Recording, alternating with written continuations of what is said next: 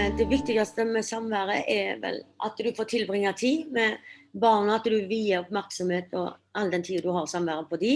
Så synes jeg det viktig å være positive, sånn at de kommer fra et samvær med gode følelser på en måte. I stedet for å grue oss og tenke på sorgen og savnen og alt det vi har gått glipp av, så har vi bare koset oss. Vi har herjet og klatret i tre og leket og snakket og spilt brettspill. Og når det har vært behov for å roe ned og sitte i en armkrok, så har armkroken bare vært der. Men jeg fikk ikke snakke sak, jeg fikk ikke snakke hva jeg følte, jeg fikk ikke spørre hva ungene følte. Ja, det var veldig begrenset. Det gjorde nesten umulig. Ja, altså før hadde jeg kjempeplaner. Der var tivoli og badeland, og det var hele familien på besøk, og det var veldig mye kav og styr. Men så etter hvert så skjønte jeg at det der med ro og kvalitet og det å få nærhet til barnet er mye viktigere. Det å på en måte la barnet ta litt initiativ. Det er mye lettere når en gjør det litt enkelt. En trenger ikke tenke så stort.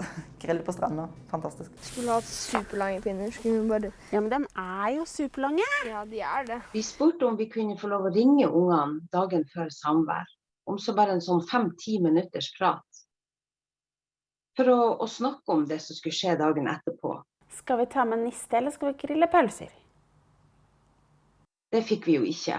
Men jeg tenker at det hadde vært veldig fint for ungene hvis vi hadde gjort det, for å gjøre samværene mer forutsigbare for ungene. De besøksrommene, det var aldri det at nødvendigvis rommene var så skumle. De var mer ofte kjedelige. Så tror jeg ikke alltid han skjønte at man må ikke snakke sammen, det går helt fint å bare leke. Jeg tror han tenkte at han skulle bli kjent med oss, men det hjelper mye å bli kjent med oss ved å bare gjøre ting sammen nå da. Jeg skal hilse fra besten, forresten. Jeg snakket med ham på telefon. Ja, der tok jeg deg. Jeg hørte du var med han i vinterferien på ski. Ja, det var veldig gøy. Ja.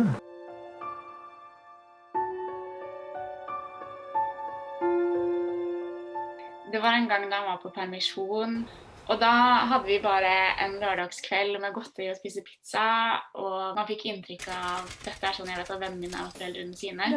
Det helt sånn hverdagslige, som man egentlig aldri opplever ellers da, med en far i fengsel.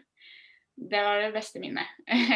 Selv om du har begrenset samvær, så kan du gjøre så godt du kan på de samværene. Altså ha kvalitet, for å sørge for at forholdet blir så godt som det vil, og at samværene helt fantastiske.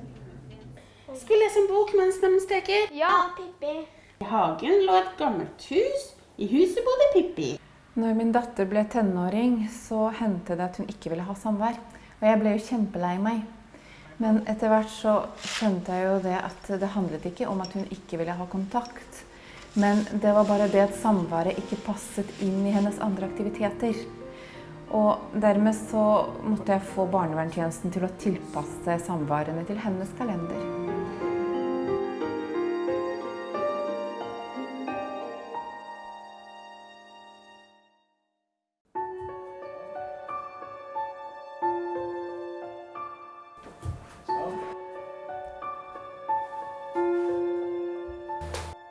Hei, jenta mi!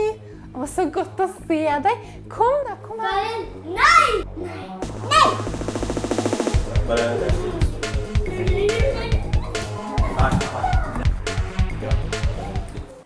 Jeg blir jo urolig, såret og lei meg når barnet snur seg vekk fra meg når vi ses. Og jeg tenker da at hun enten ikke vil vite noe av meg, eller at hun ikke kjenner meg igjen. Og da blir jeg så usikker på hva jeg skal gjøre. Bare vent litt om det går bra det her. Avvisning vanskelig å stå i, både for barn og for de som foreldre. Da det viktig å tenke på at man skal nærme seg gradvis barnet. Å vite at avvisning ganske vanlig, det gjør det også lettere å tåle det når det dukker opp. Her viser mor at hun tåler å stå i det når det vanskelig, men at hun også klar når hun ser at barnet klar til å ta et nytt steg. Iblant kan det hjelpe å ta et lite initiativ for å gjøre noe sammen. Vær litt oppmerksom på barnets reaksjon når du nærmer deg og tar et initiativ, og se om det kobler seg på, eller om du kanskje må vente enda litt til. Avvisning er ganske vanlig, både sånn i dette tilfellet vi så her, hvor det kanskje lenge siden man har sett foreldrene sine. Oi, nei, nå må du ikke krasje da.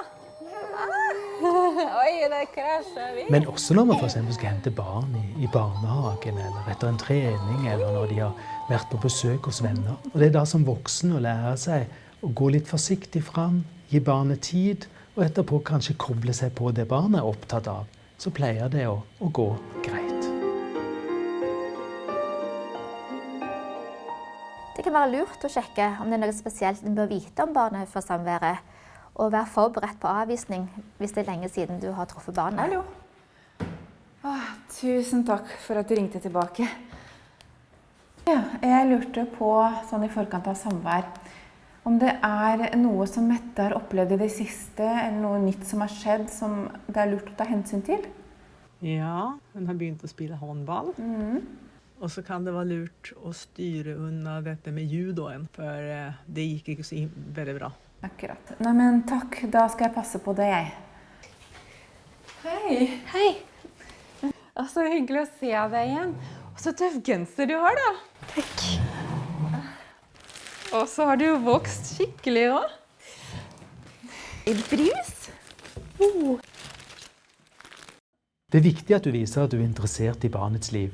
Hva det holder på med, skole, med venner, på fritid, der de bor, på TV, på nett, osv.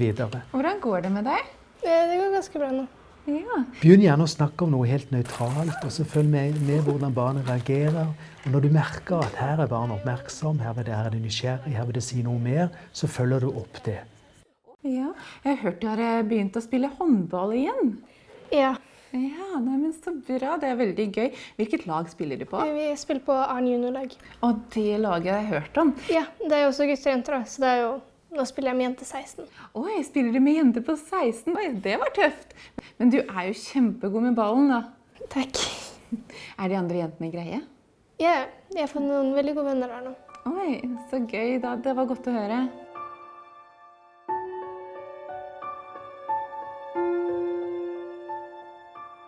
Her har vi jo foreldrene mine, og så han Arne. Mange barn savner et godt nettverk. Det er derfor viktig å snakke med barna om familiens historie, om de forskjellige medlemmene i familien, hvor de bor, hva de gjør, osv. Det skaper en sterkere identitet og en følelse av tilhørighet. Her har vi onkelen. Han flyttet til Sverige for 20 år siden. Jeg tror han er død nå. Hva heter han? Han heter Bent, heter han. Det er også en måte å skape et bånd til familien på for barnet.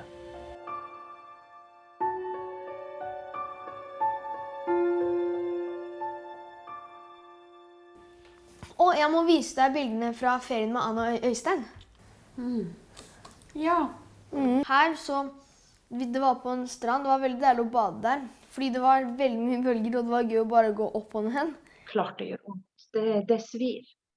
Når fosterforeldre står smilende med armene rundt barnet ditt på feriebildet fra Gran Canaria. Det er sårt, for den ferien skulle gjerne du ha hatt sammen med barnet. Det viktigste er jo å snakke om ting som barnet har lyst til å snakke om der og da. Og vil barnet snakke om sine fosterforeldre eller sine fostersøsken, så oppmuntrer det på en positiv måte. Så bra at du har det fint der. Selv om man egentlig ikke har lyst til å si de ordene, så er det kjempeviktig for barnet å høre de ordene. Bra dere kosa dere. Ja. Barn er gode på å lese kroppsspråk og ansiktsuttrykk. Så prøv å skjule dine negative følelser, selv om det er vanskelig. Barn må oppleve at du virkelig mener det du sier. Det kan være en god idé for foreldre å forberede seg mentalt på at det kan dukke opp bilder av barnet på fosterforeldrene sin Facebook-side, eller i en avisartikkel fra en skole. Og det er dolkestikk i hjertet å oppleve sånne ting. Og jeg tenker det vel så viktig å tenke over på forhånd hvordan man vil reagere på sånt. En første reaksjon ville nok naturligvis være sorg, og så kanskje sinne. Men nå du ikke der.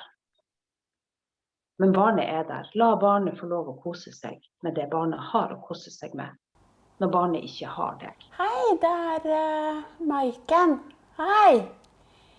Jeg bare lurte på om det var ok at jeg og Johan tok noen julekortbilder når vi skal være sammen på lørdag. Ble du fornøyd? Ja. Ble du? Ja, det jo koselig å ha oss to sammen. Det synes jeg også.